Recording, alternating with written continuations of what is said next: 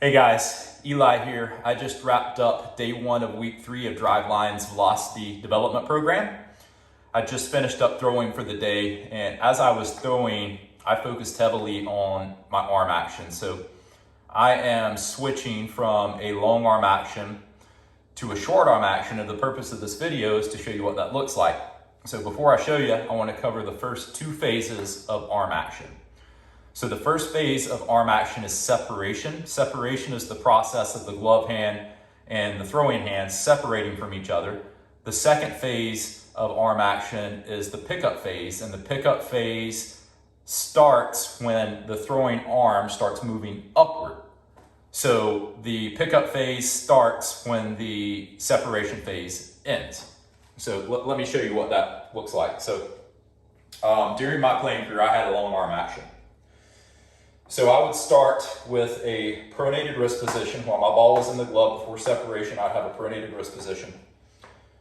And as I separated, I would drive that ball down and back. So that's the separation phase. And when the pickup phase began, it was initiated by my hand and my forearm. So again, pronated wrist position. This is for a long arm action. Pronated wrist position. Separation occurs, drive down and back. Pickup phase initiated by hand and forearm. And when the hand and forearm are raising, that's also initiating throwing arm scap retraction. So throwing arm scap retraction. It's different with the short arm action. So with the short arm action, the difference starts with the wrist position. You want to have a neutral to slightly supinated wrist position with the short arm action. So instead of pronating that ball in my glove, it's going to be neutral or slightly supinated in my glove. So I'm going to break with a short arm action. I'm going to break the same way. So I'm going to take it down and back, but instead of initiating pickup with my hand and my forearm, it's going to be initiated with my throwing arm elbow. Another way to say that is my throwing arm elbow is going to initiate scap retraction with the short arm action. So again, neutral to supinated wrist position in the glove. I'm going to break or separate my hands. Once that pickup phase begins, it's going to be initiated by my throwing side elbow. My scap's going to be retracted by my throwing side elbow.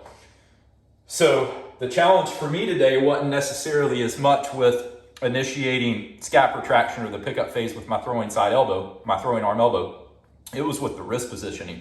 I caught myself multiple times reverting back to that pronated wrist grip versus the neutral and supinated. It's just a habit I created over years and years and years of throwing with a long arm action and a pronated wrist. So what I'm going to do is I'm going to step back to week 2 of the throwing.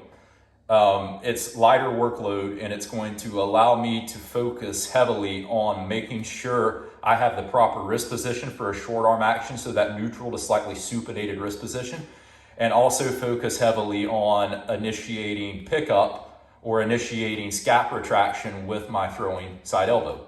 So as I go through this program, I'm certain there's going to be more situations like this where I have to correct something that I've done for multiple years, and it's going to be challenging. So when I experience a setback like this, I would consider this a minor setback. I'll document it, because if other folks are going through the same change, if you've been throwing with a long arm action for years and you want to switch to a short arm action, you're going to run into issues. There's going to be issues along the way. So hopefully these videos will help you get out in front of those issues, and I'll be the guinea pig and learn them for you. So I appreciate the time as always, and I look forward to speaking with you guys again soon.